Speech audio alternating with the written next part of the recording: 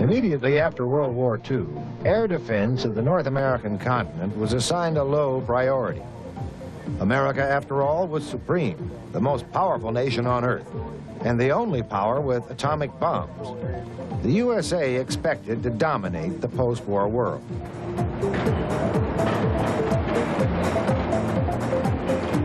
But America's fighter defense was in poor shape. Established in 1946, the Air Defense Command of the U.S. Army Air Corps relied on piston-engine, prop-driven fighters dating from World War II. Single-seat P-51 Mustangs and P-47 Thunderbolts were joined by twin-engine P-61 Night Fighters.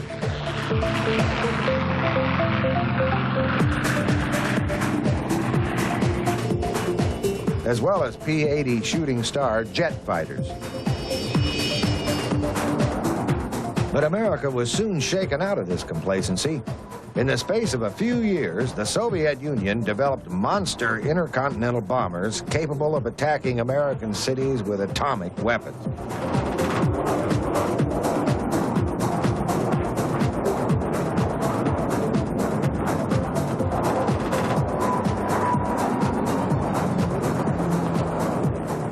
Ironically, the first Soviet bomber, the Tu-4, was essentially a pirated copy of the American B-29 Superfortress, but it was soon replaced by a much more capable Bear and jet-powered Bisons and Badgers.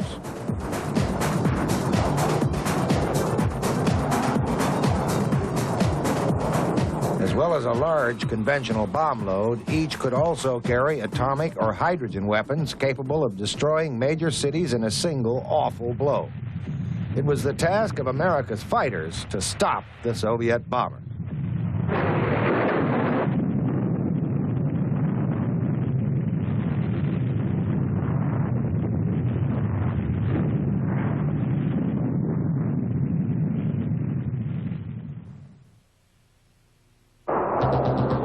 The threat posed by the Tu-4 in the late 1940s and early 50s seemed very real, and the U.S. and Canadian Air Forces fielded 4 fighters to counter it. The only single-engine, single-seat fighter was the F-86 Sabre, the fighter which had been so successful against Soviet-built MiG-15s in Korea.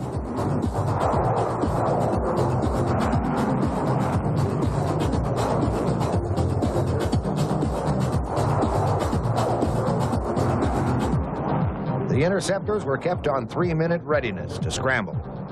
Their mission was characterized by 4 tasks: detect, identify, intercept, and destroy.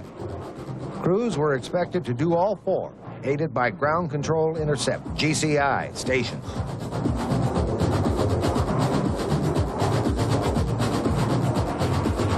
During exercises against SAC bombers, the pilot would be informed by radio, and later via data link, of a target's speed, altitude, and direction. The GCI system was set up to vector him on a collision course to within a visual distance of the target. From a position directly behind the bomber, he could attack with guns, rockets, and missiles.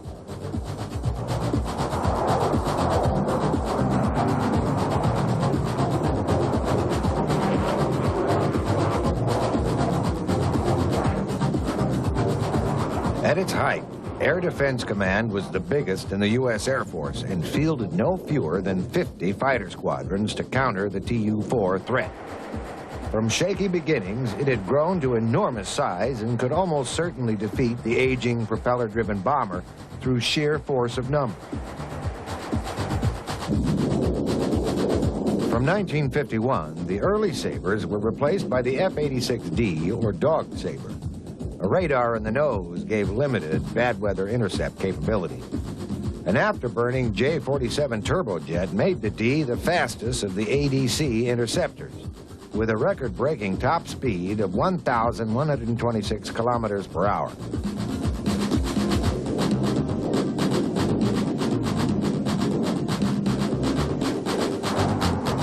Instead of guns, the D was armed solely with rockets.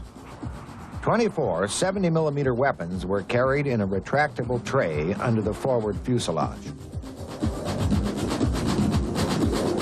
The F-86D was so important an interceptor that no less than 2,500 were built, most of which served with ADC.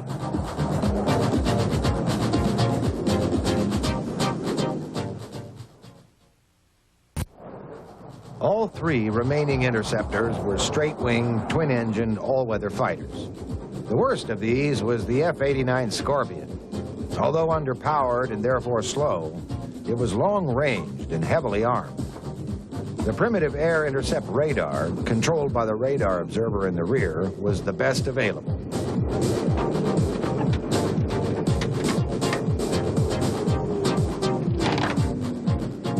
Of all the interceptors, the Scorpion's armament was modified the most radically to match developments of the period.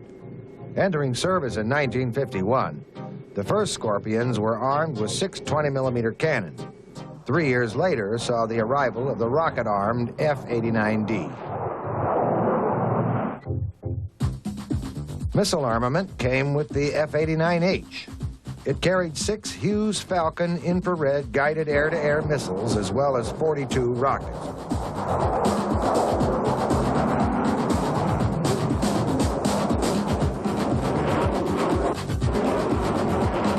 The most awesome weapon was fitted to the final Scorpion version, the F-89J.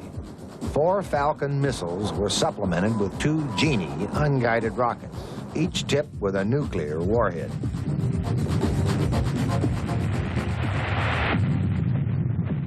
These interceptors had just one task: to intercept masses of Soviet bombers streaming over the polar approaches to North America.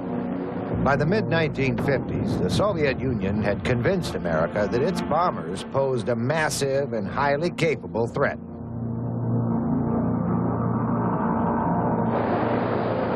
That threat increased significantly during the 1960s with the development of cruise missiles, which allowed the bombers to attack from standoff distances.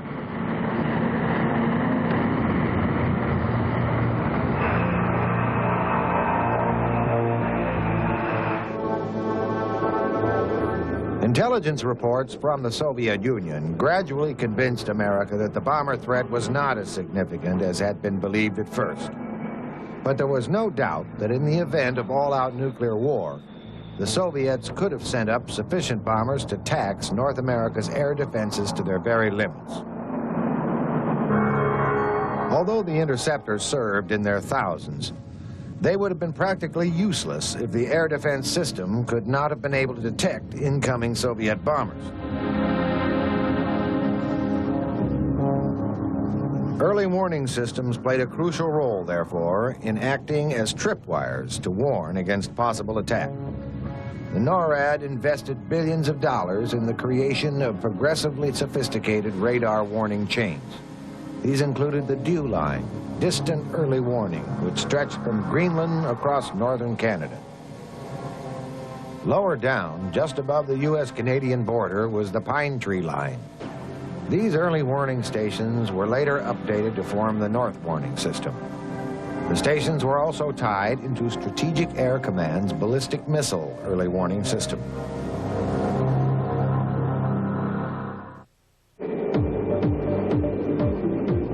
By the mid-1950s, plans had been well underway for the development of newer, more advanced interceptors. The first of these was the F-102 Delta Dagger, which became the first of the so-called Century Series interceptors to serve with Air Defense Command. Entering service in 1956 after a protracted and difficult development, ADC now had the world's first operational supersonic Delta fighter. The F-102 force grew swiftly, so that by 1958, over 600 were in service, comprising half of the entire ADC interceptor force.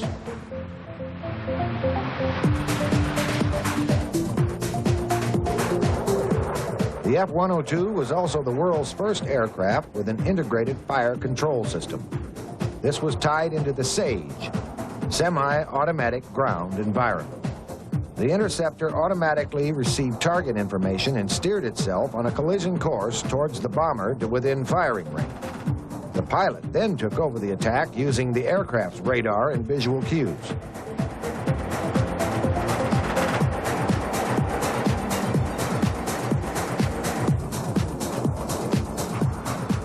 Armament comprised 6 Falcon missiles, carried internally to reduce drag. Although rapidly replaced in frontline service, the Deuce continued to make its air defense contribution. It served well into the 1970s with the Air National Guard and Air Force Reserve. The second of the Century Series interceptors to serve with ADC was the F-101 Voodoo, which replaced the Scorpion and Starfire in the long-range all-weather intercept role.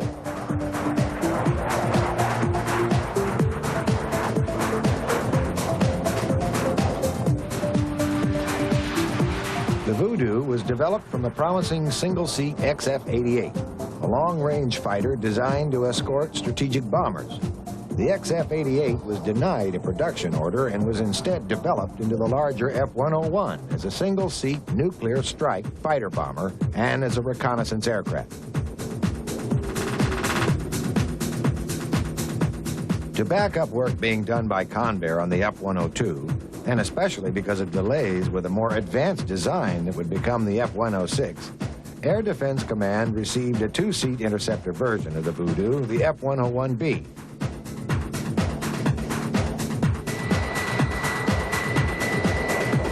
Like the F-102, it had a complex fire control system, the MG-13, which was tied into the SAGE ground control system. The Voodoo entered service with ADC in 1959. Canada also became an operator when it canceled its own long-range interceptor program, the Arrow. The Voodoo was armed with up to 4 missiles. These were carried in an unusual weapons bay with a rotating door. On one side were 2 nuclear-tipped Genie rockets. Once these had been expended, the door rotated to fire 2 short-range Falcons in salvo.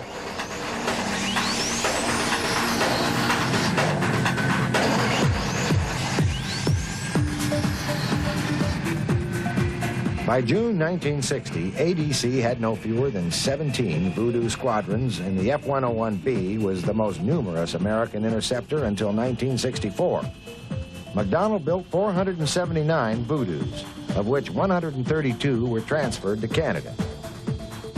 Canadian Voodoos entered service in 1962 and equipped 5 squadrons. Despite its drawbacks, the Voodoo was well-liked and served long and well. By 1971, all operational aircraft were passed on to the Air National Guard, with which command the F-101 served until the early 1980s. Canada's Voodoos were not retired until the mid-1980s.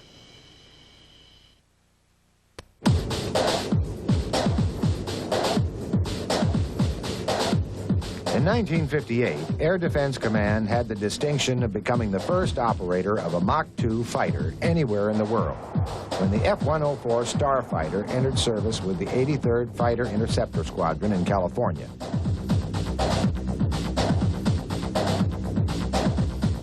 But in spite of its impressive performance, the Starfighter's handling gave rise to a high accident rate. Just 7 fighter squadrons equipped with the type, and after just 1 year, it was withdrawn from frontline service. The best interceptor of the 1960s in the ultimate Century Series fighter was the F-106 Delta Dart. This elegant fighter had the highest performance of ADC's new types, but would be the last aircraft to be designed purely as an interceptor.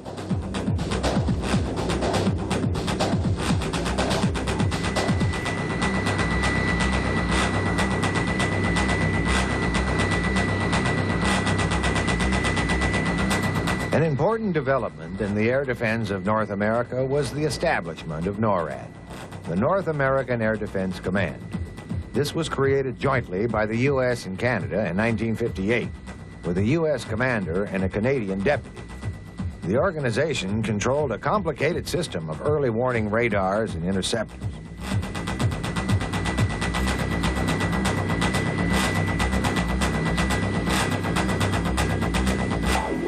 The F-106 was developed from the F-102, essentially with a better fire control system and a new engine, the Pratt & Whitney J75, developing some 50% more thrust than the Delta Dagger's J57 turbojet, This gave the F-106 a top speed of Mach 2.4.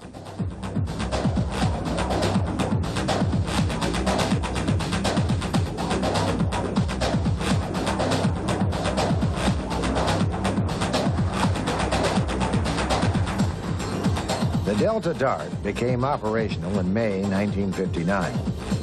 The six eventually equipped 14 squadrons and became one of the most popular aircraft ever to be flown by ADC fighter pilots. The single-seat F-106A was the standard interceptor version, 277 of which were produced. The F-106B was a two-seat trainer, which retained full combat capability, and 63 were built. The F-106 was the longest-serving American interceptor, defending North American airspace for fully 28 years. In fact, it lasted longer than the Air Defense Command itself, which was renamed Aerospace Defense Command and deactivated in 1980.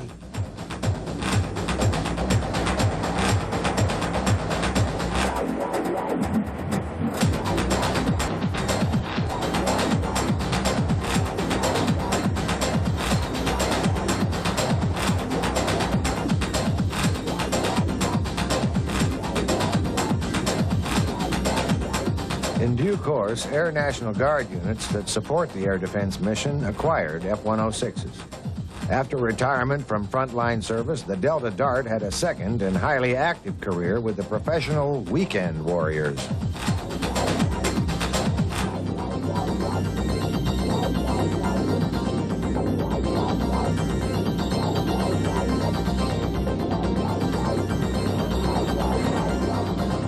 The last of these Guard units at Atlantic City, New Jersey, made the last operational sortie of an F-106 as late as 1988.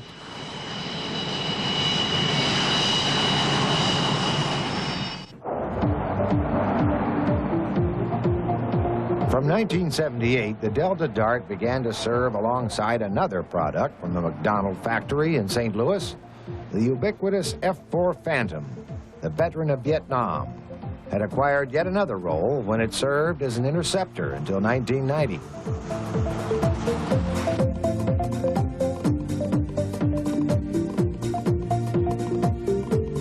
Seven Air National Guard fighter intercept squadrons were equipped with F-4Cs and F-4Ds. These were the guards in the states of California, Michigan, Minnesota, North Dakota, New York, Oregon, and Texas. A further 17 ANG squadrons flew Phantoms as tactical fighters, but some, such as the Hawaii Air National Guard, had air defense as their primary mission.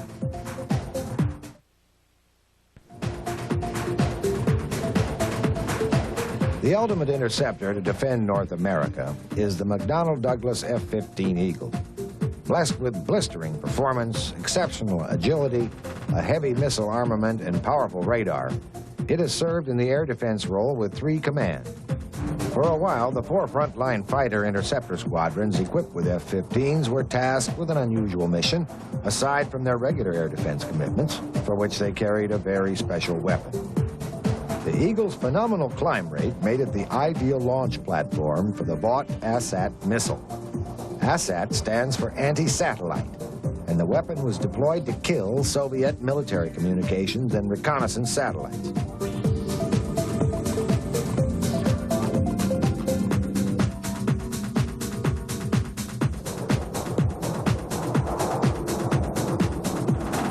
At the very front line of possible confrontation with the Soviet Union were the Eagles based at Elmendorf in Alaska. Regular intercepts were made against Soviet missile-carrying Bear bombers, as well as Bear and Badger reconnaissance aircraft.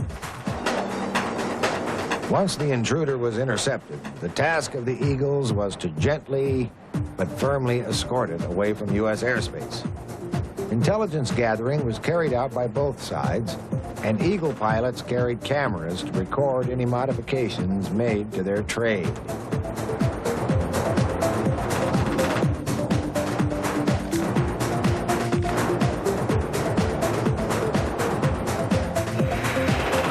gotta do it this time for real.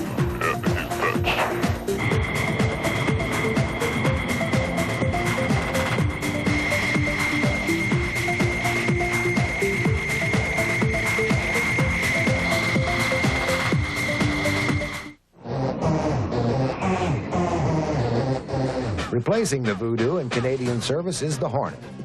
As air defense was a priority mission, these would be modified with a powerful searchlight in the port-forward fuselage for night intercepts.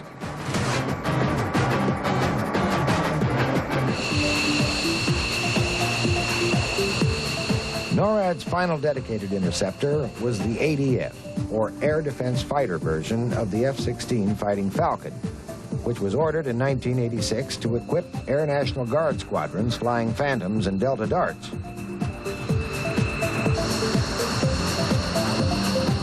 Modified from around 240 existing F-16As, the ADF is distinguished from other F-16s by an array of small radio antennas ahead of the cockpit and a small but powerful identification light in the port side of the fuselage for night intercepts. An upgrade to the APG-66 radar improves small target detection and enables the ADF to fire all 3 U.S. Air Force air-to-air missiles: the short-range Sidewinder, medium-range semi-active Sparrow, and the fire-and-forget AMRAAM.